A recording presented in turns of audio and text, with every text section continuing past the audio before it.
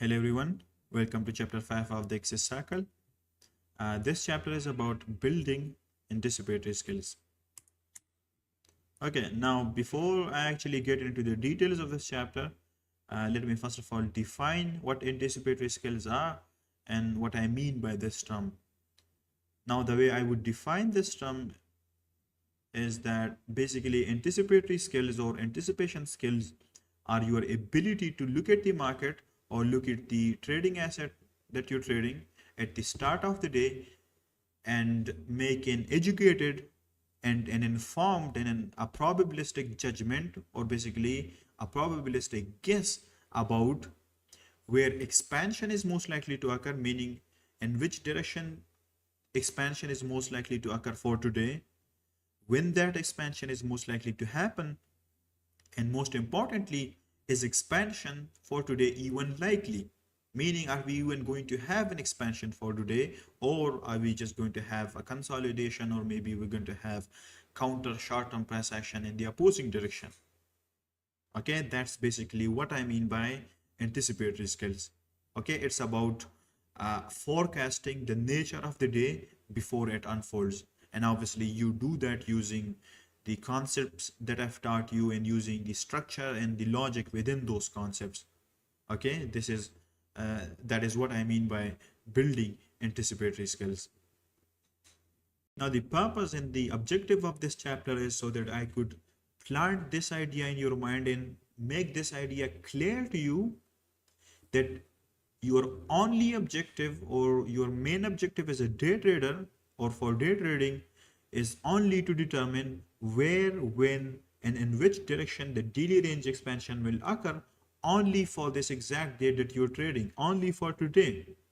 Okay, not tomorrow, not the next day, not the day after tomorrow. Okay, your main objective is not to predict where the market will be tomorrow or what the next week's candle will look like. Okay, your job is singular. Your objective for day trading or intraday trading is singular, and that is to figure out if price is going to expand today. Okay, and if the answer is yes, then you have to figure out in which direction that expansion is most likely to occur. Okay, that's it. That's literally your entire objective.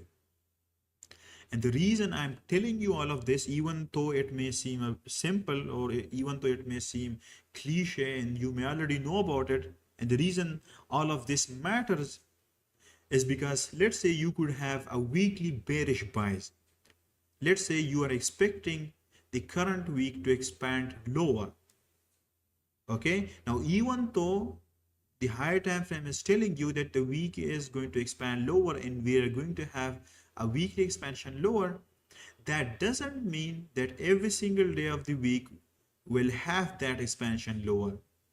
Okay, that doesn't mean that every single day of that week will push lower, because some days will be consolidation, some days will have counter short-term price action in the opposing direction, and maybe only 2 or 3 days will actually have the true expansion towards the downside, or the true expansion days towards the downside, instead of the whole week or instead of every single day of the week being an expansion lower. And if you don't understand that distinction between expecting and anticipating weekly range expansions and daily range expansions, you will end up trading low probability conditions on the wrong days, and you will end up forcing setups or forcing trades on days where price isn't even meant to expand. And that's exactly where unnecessary losses come from. Okay, that's exactly how unnecessary losses are born. And the truth here is that most traders lose money not because they don't know the direction, but because they don't know when that direction that they're expecting actually expresses itself. Now, a simple example of this would be, let's say that you are coming into the week with a bearish expectation for price. Okay, you've done your higher time frame analysis, and the higher time frame monthly, weekly, and the daily chart shows that we have liquidity to be taken below, and we are expecting this week to have a bearish range expansion lower, and your expectation for the week is basically bearish. And with that bearish expectation in mind, you come in on Monday, and because you've already decided that the week is going to be bearish, you start shorting right away. You start looking for bearish trades right away from Monday. You start establishing bearish market context on the 4-hour right away from Monday. And then you enter bearish positions aggressively, thinking that this is the start of the bearish move, and now we're going to have the bearish expansion lower. And obviously that ends up, and what ends up happening is you lose those trades. And the reality in that scenario, in that situation, is that not every day or not every day of the week is meant to have a true expansion. What usually happens is that Monday or Tuesday or both of them together usually forms the high of the week, meaning they together often create counter price action, first of all, against the weekly buys, against the weekly expectation before the real expansion happens. Okay, so instead of expanding straight away lower on Monday, what usually happens is that Monday basically either forms the high of the week and has counter price action against the weekly buys, or it forms a range which then gets taken, or which then gets purged on Tuesday, and Tuesday forms the high of the week, and only then we have the true expansion lower. And because you fail to recognize that, and because you fail to distinguish or have the correct distinction between that, you straight away entered bearish trades, and then those bearish trades ended up being losing trades, even though you had correctly determined that we were going to have a weekly range expansion lower. And it wasn't that your idea was wrong in that context or that scenario, it's just that your timing was wrong. You were early. Okay, you entered too early before we even had the true expansion. It was that you hadn't yet built these anticipatory skills, which would have given you this ability to differentiate between expansion days, high probability days, and low probability days where you're not meant to trade. That's something you should avoid at all times. You should avoid treating every day of the week as an expansion day. You should avoid expecting every day of the week to be an expansion.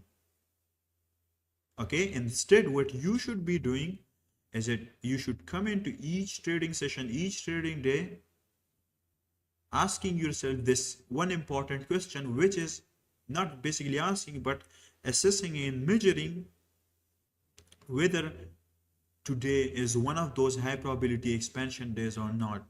Whether are we going to have an expansion, a high probability expansion or not. And that single distinction will change everything for you. Because when you identify days where expansion isn't likely, where we won't have a range expansion, where the probability of an expansion happening isn't likely or is low, then you instantly filter out half of your bad trades. And due to that, you not only save your capital, your emotional energy, but more importantly, you save your confidence from unnecessary drawdowns. You save yourself from forcing trades in low probability conditions. You save yourself from forcing trades on days where expansion isn't likely. And this is why I say you trade the day, not the week. Okay, you react to what's unfolding on the day currently and not what you wish would unfold. Okay, your skill isn't in predicting whether the week will end bullish or bearish, even though that's important. Your main skill as a trader lies in recognizing when the daily range expansion is likely to happen and when it's not. And when you get good at this, your entire decision making process becomes sharper and it improves.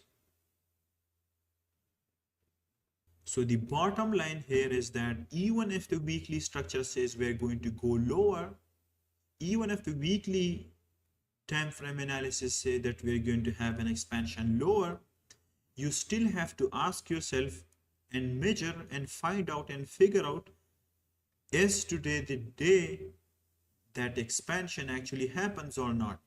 And if it's not, then forcing a trade in that context, in that scenario, forcing a trade there just means that you are donating money, you're donating liquidity to the market. Okay, so what you should do is you should shift your mindset from predicting direction to anticipating the expansion window. Okay, you should shift your mindset from predicting direction to building anticipatory skills that help you anticipate the expansion window. Okay, and that way your trading essentially becomes more controlled. Okay, and here's how that process looks like for me. First of all, I look at the weekly profile. I study the current weekly profile along with the weekly and the daily open high low close framework, and I study them to determine how price is currently positioned relative to the high time frame buys. Meaning, are we opening inside a previous week's range? Have we yet formed the high of the week or not? Have we yet tested a higher time frame key level or not? Okay, and all of that basically gives me a critical context to judge what type of day could we have. Could we just have a ranging day or an actual true expansion day, or could we just have short-term counter move in the opposing direction to maybe rebalance the dealing range, form the high of the week? Okay, and I judge that, I assess that based on these three things: the weekly profile, the weekly open high low close, and the daily open high low close framework. And then after that, I look at the Asian session, because the way the Asian range builds up, it helps us set our expectation for the rest of the day for range expansion. For example, if Asia consolidates, if the Asian range is a consolidation, then in that case, London usually tends to be an expansion. But if the Asian range has already had an expansion before, then in that case, London tends to usually be low probability. And then in that case, I then trade the New York Open and the range expansion, the true expansion. In that case, usually then occurs at the New York Open session. Okay, so just to basically summarize everything, the skill here is in recognizing is today likely an expansion day or a range day. And if expansion is coming or it's expected, where could it originate from and which direction has the highest probability? Okay, the most important element here is this one, which is to figure out or determine, is today likely an expansion day or not, or is it just a ranging day, or could it have short-term counter transaction against the weekly buys? Okay, and by building these anticipatory skills, by improving these anticipatory skills, you'll naturally focus on high probability market conditions, and you'll have the patience to not expect every day to be an expansion like a monkey. Okay, you would stop expecting every day to be an expansion. Okay, so right here, let me give you a few examples of what I mean by having the correct anticipatory skills or the correct anticipation skills. So first of all, let me analyze this price action for you, and I'll first of all build the directional bias here, and then we'll look at some examples of how you could distinguish or differentiate between two expansion days and ranging days and days where expansion isn't likely. Okay, so first of all, looking at this price action, you can see that we have this bullish dealing range. What we did is that from this point on, we had a bearish retracement lower, and with this retracement lower, we rebalanced this dealing range by reaching the discount key level, the discount region of this dealing range, and testing a discount key level within this dealing range and taking out this discount low. Okay, so now that we've rebalanced this dealing range and also had a CSD here, okay, our expectation for price is now for it to have a range expansion higher and eventually take out this high. Okay, our drawn liquidity based on the analysis that we just did and based on this price action is now this high and this high, and the directional bias is bullish. You can see that last week Friday closed higher and we had a change in the state of delivery or a structural shift. Now for the next week, based on this analysis that we just conducted, our directional bias for the week would be bullish. Okay, then next week we will expect price to have a bullish range expansion higher towards the drawn liquidity. Okay, now let's say we have two types of traders dealing with this price action or dealing with this weekly directional bias which is bullish. We've got trader A and trader B. Now trader A is fully equipped with the correct anticipatory skills, meaning he knows what weekly profiles are and their significance, what their significance is. He is aware of the weekly open high low close framework. He is fully equipped with that knowledge, and he also knows the importance of higher time frame key levels and how they act as catalyst for true expansions. Whereas on the other side, we've got trader A who might know about these things, but he doesn't actively uses them, and he hasn't yet built these anticipatory skills or these anticipation skills that are required to know whether we could have an expansion for the day or not. Okay, now in this case, if your anticipation skills were similar to trader A, which means they were next to none, if not none, then you would have straight away expected Monday to be an expansion day, and you would have expected Monday to be an expansion higher, because that's what this analysis is telling us, because that's what the analysis that we just conducted is telling us, because the drawn liquidity is higher, the weekly directional bias is bullish. So obviously Monday is supposed to be bullish, right? But if you were trader B, then you would have correctly expected that first of all, we form and establish the low of the week at a higher time frame key level, either on Monday and Tuesday. And then once we've done that, we then have the true expansion higher.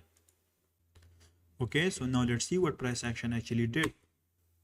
You can see even though that the weekly directional bias was bullish, even though that the drawn liquidity was higher, if you had looked for trades on Monday, then obviously those would have been losing trades, because you can see Monday closed lower. Okay, instead your correct anticipation for Monday in this case would have been to expect it to be either a ranging day or a bearish day in the counter direction, so that it would form the low of the week.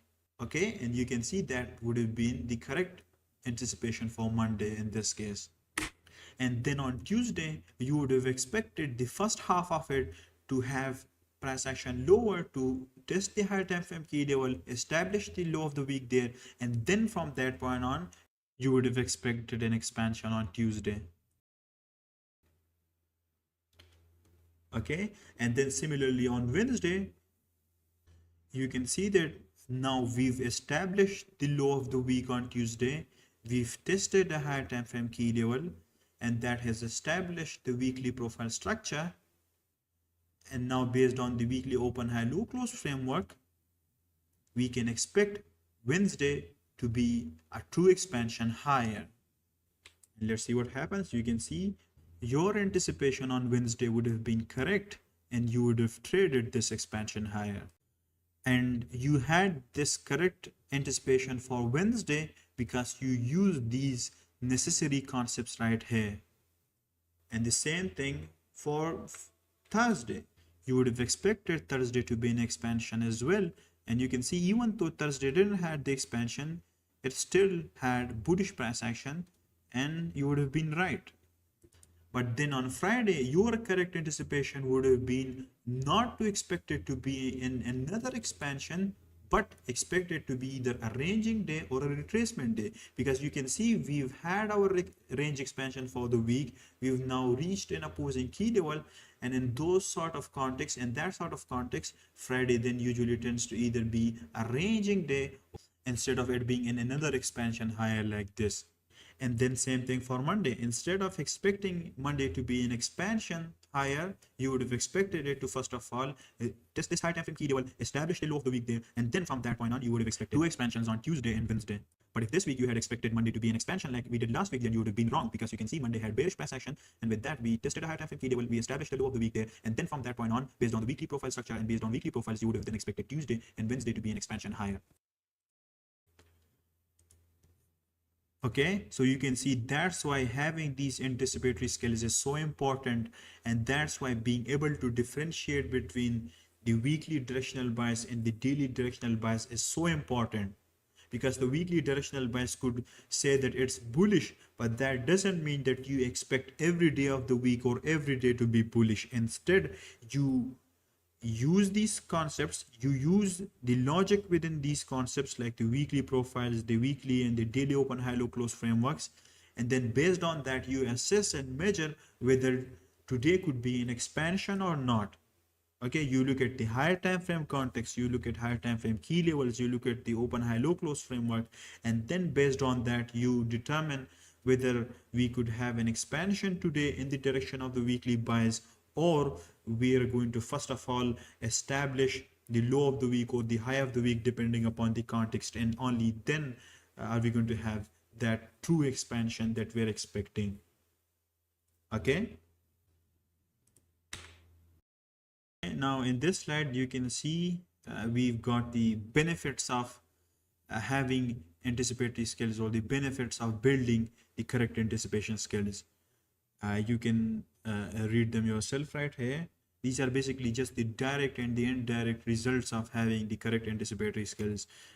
Some of them are related to the psychological aspects of trading, some of them are related to the technical aspects. Okay, I just showed them to you on the charts, but you can read them yourself here as well.